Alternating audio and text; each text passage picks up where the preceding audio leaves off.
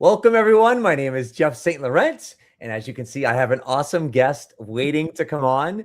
But before we get to her, this is a great success story that I'm excited to share with you. I help coaches transition to a full-time business. Mita is well on her way, as you're going to find out in a second. So I have a lot of great resources on my website, sellingcoaching.com. When you get there, you can check out my university, which has well over 400 videos, great database of resources for you to learn. And if you start, you can enter, right on the homepage, you can enter your name and email. You can get one of my resources and also become a part of my community.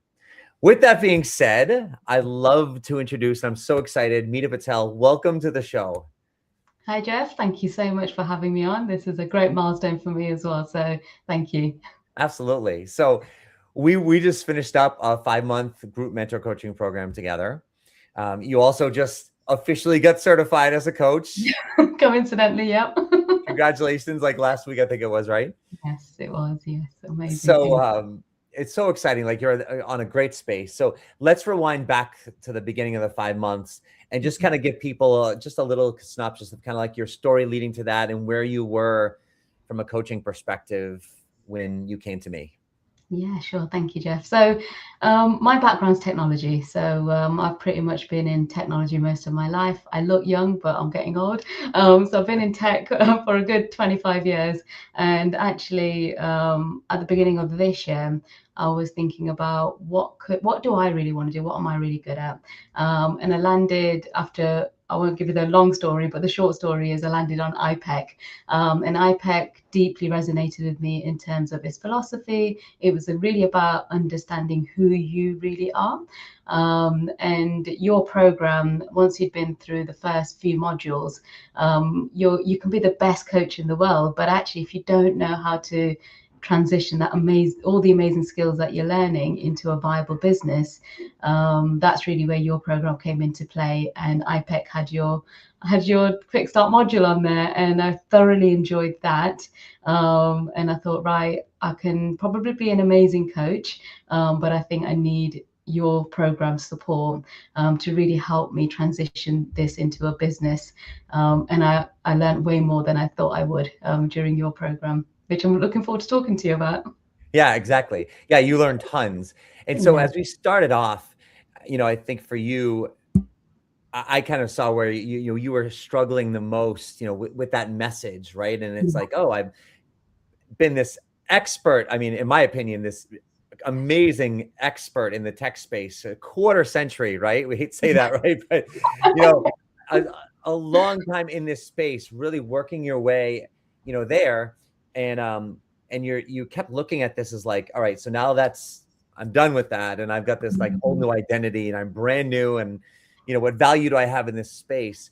So Mm. talk a little bit about like that, if you will, back and forth struggle and how we worked through that, because I think I've seen a lot of coaches who just say, they disregard the last, decades of their life and all their experiences. And it's like they're starting from scratch. And Yeah. that's not the case. No, you're absolutely right, Jeff. When I came to you, one, I had a lot of experience in tech. Second, I had a lot of theory around coaching, but I was really struggling with what is my core message. And I think the first thing you encouraged us to do was our origin story. And it was really during that origin story that you had to really think about your why. And then when we were doing that, we went further, and you caught me out a number of times, a number of weeks. I would still talk as if I was a coach, and I think you were encouraging me to really think about me and who I am. And you don't take away the 25 years. Actually, you're just infusing this amazing skills that you've learned, and it's actually something in your tool belt. And I think that's the thing that was my first block as I came into the program. I could have learned loads of more skills and more theory, but until I resolved that, and that block didn't come in on day one. It took a few weeks. I would say after the first month, when I thought, actually, no, my story is actually about burnout, and it's about how do I help others through burnout. And actually, for even before you get to burnout, how do you be a high performing leader and sustain yourself as a high performing leader? I pride myself in being super resilient, being able to do a lot, but we all reach certain moments where we maybe don't setting the boundaries, etc. So that origin story and your support with that was probably the first thing that we looked at. Yeah. And if you notice, we didn't really get to that. We didn't even know that Yeah. until you actually start to, I kind of forced you to be like, all right, so start getting your message out there, right? Start. The first thing was like this LinkedIn post that you wanted to write, right? And you were so scared. Yeah, I didn't know what to say. I mean, I didn't know how to present myself because it come naturally to say I'm a CTO, I'm a CPO, I'm a product director, whatever. That would come naturally. But for me to almost acknowledge where I've been and what journey I'm going to be on, that your support. I drafted it, like, Jeff, read this, and then I just sent it out, and that was the unblock. I think that then, because the first thing that you struggle as is how do you talk in front of an audience? How do you send a LinkedIn post? And actually, most of us, especially in tech, we're very behind the scenes. So, we're not in sales or in marketing. So for me, this was really coming out of my comfort zone and actually understanding your message, understanding. And the key thing I think was around, which we'll talk about shortly, is how do you do that with authenticity? So yeah, that was a huge thing at the beginning.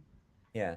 I think that's a lot of coaches don't recognize is like we can think behind the scenes, but until we start actually sending emails out, doing some posting, do it like your first webinar, like you did that probably definitely within the first month. Yes, I did. Yes. And Yeah. and you start to learn about like, oh, how do I present myself? Who am I going after? What am I saying? And Yeah. that's when a lot of those things can come up. Yeah, no, absolutely. I think I did. I think your challenges of, right, what are you going to do about your, P1 marketing, as you term it, and actually we worked through that as well, didn't we? Which is your first challenge was just get your message out first, and then it was, right, how are you going to do that every single week? And then it was, well, how are you going to do that with fun every single week? So it was almost starting with the basics and then layering on top to get you to your authentic self as you start to then do education-based marketing. Yeah, absolutely. Yeah. And also too, that's where kind of it's interesting, right? Because you come from the tech space, Mm. right? And so and the other person that was with us too is right, both tech geniuses, in my opinion, right? If I can say that, and I come at it very differently. Like I can do technology, but not like that's another whole level. Yeah. And I'm like, all right, so like let's get our message out there. And there's definitely structure that I gave you. Yes. But then now we're like, a couple months in and you're marketing and you got a client, right? Yeah, I did. I had two. I got one fractional work and I got my first client, which was very, very chuffed about. So you started to do the marketing work, reaching out to the people, things like that, and understanding basic tracking systems. And then it was cool because then you kind of came to me and were like, so where's all this going? Yeah. Right? Like, how do we structure all this, everything? So this is what I found great, because this is where you really used your expertise in the tech space. And it's not even just your expertise there, but it's just, I think it's how you operate. Yeah. Yeah. Talk about kind of some of the infrastructures, tracking systems that Mhm. you set up, because, no matter what we do on whatever level, I always encourage people, like whether you do it to the level with you did it, or even just a very primitive level where like I'm at, like I use Excel, I use pieces of paper that are like, structured, a paper calendar. So we can do it very primally or sophisticatedly, but talk about kind of what you started to develop Yeah. so that you have a structure with the whole business.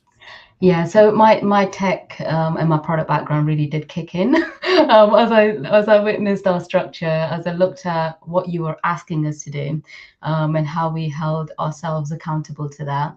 I am kind of product led, data led.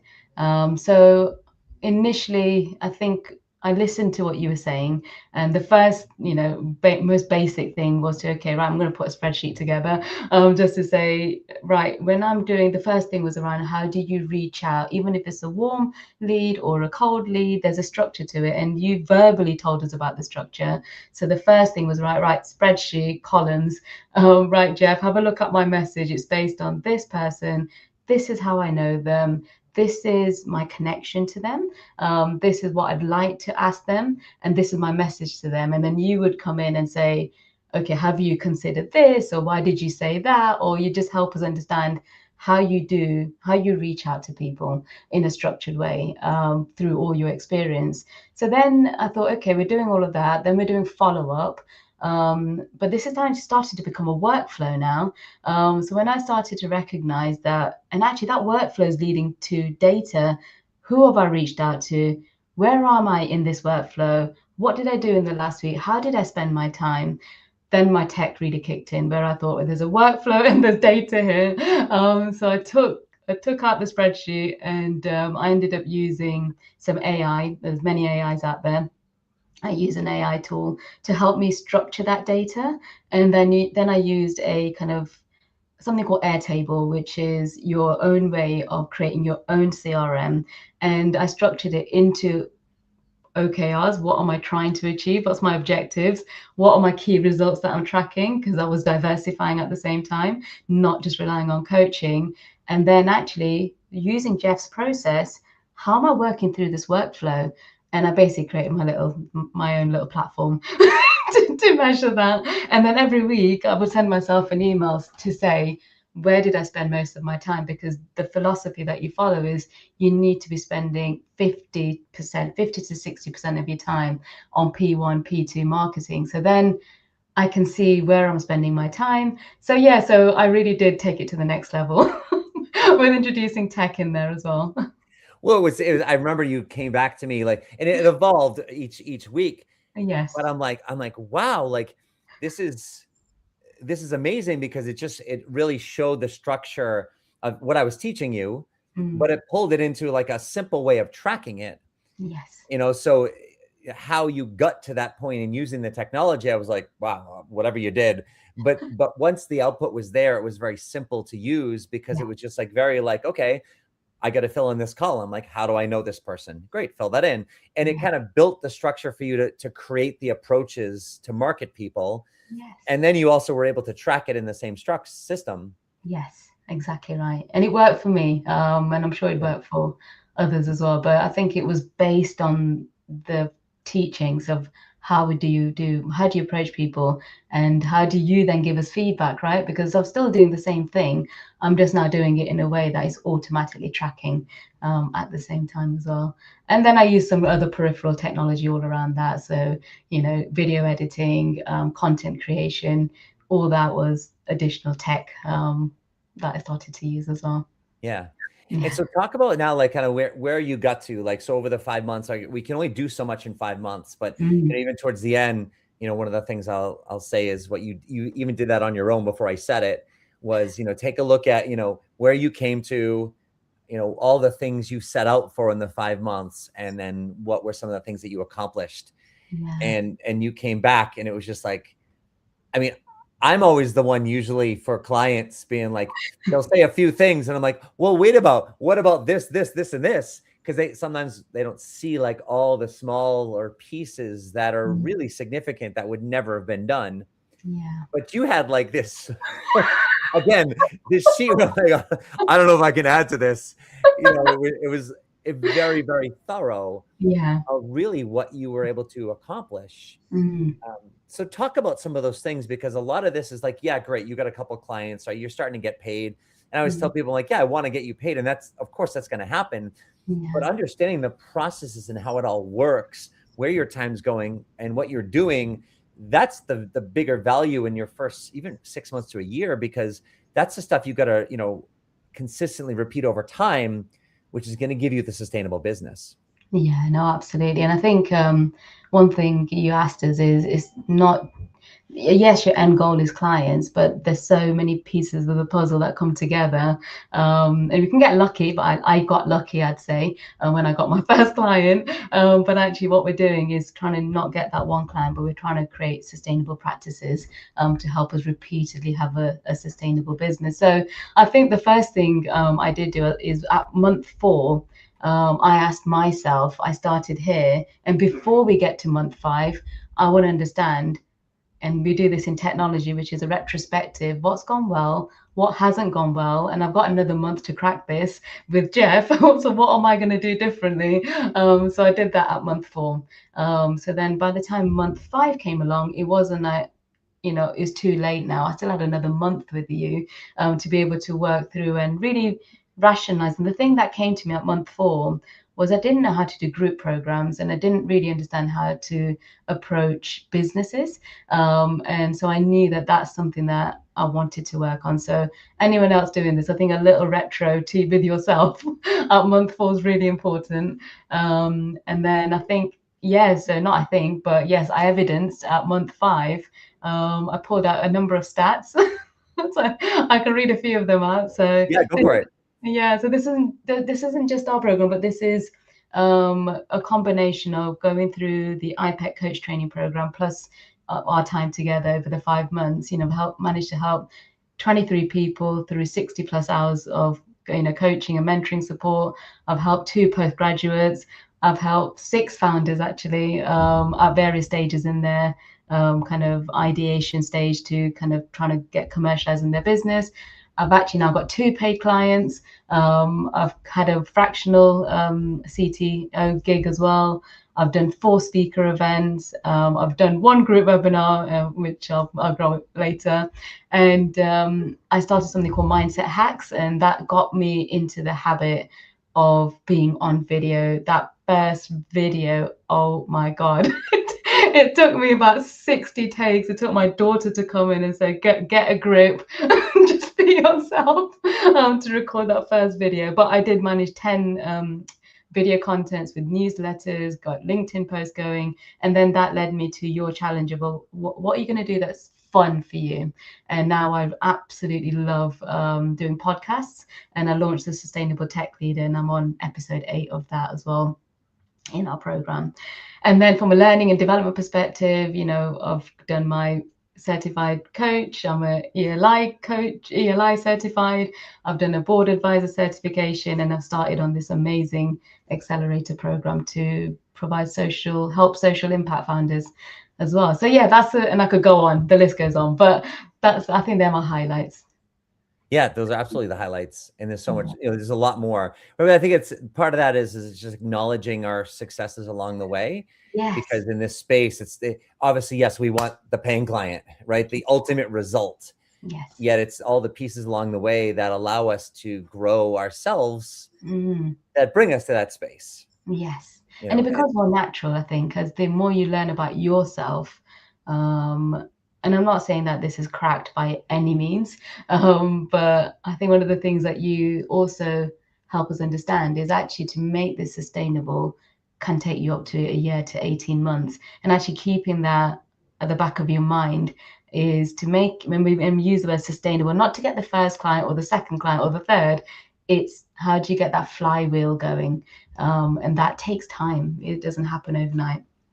Yeah, absolutely. And because that's the biggest thing. Like I always look at the, whether it's revenue or any results we get, we have milestones, our first client, our first whatever.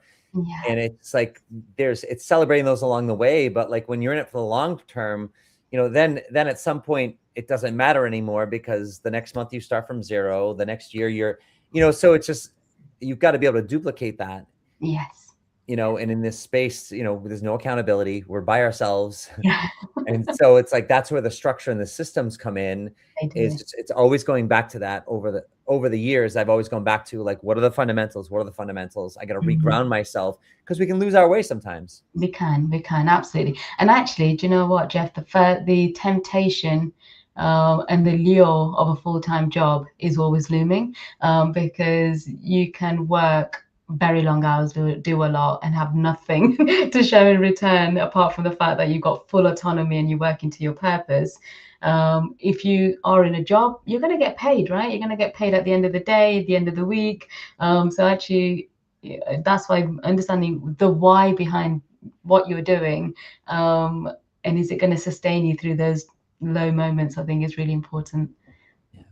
Now 5 months in, like, good amount of time, also a very short amount of time. Yes. Looking back on yourself even 5 months ago, what do you see really your maturity? Where would you pinpoint as this, for the other coaches out there who are kind of on that other end of maybe where you were, who are still like, oh, I haven't done those things yet, or I want to do this. what are you able to tell them from this new, if you will, perspective or vantage point? I think the key thing is this is the long game. Not I don't believe that well, I don't know, I might be corrected, but I do believe that in order to do this, you've got to tell yourself nothing's going to happen for 2 months, nothing's going to happen for, in fact, nothing's going to happen for 5 months. But what you're building is you're building on stone, not sand. You're building your foundations right now. You're building your engine, and that's what you're doing over these 5 months, especially as a new coach. Now, if you're a coach with a number of years of experience, it could be you're doing a reset and re-auditing yourself. What am I doing well? What haven't I been doing?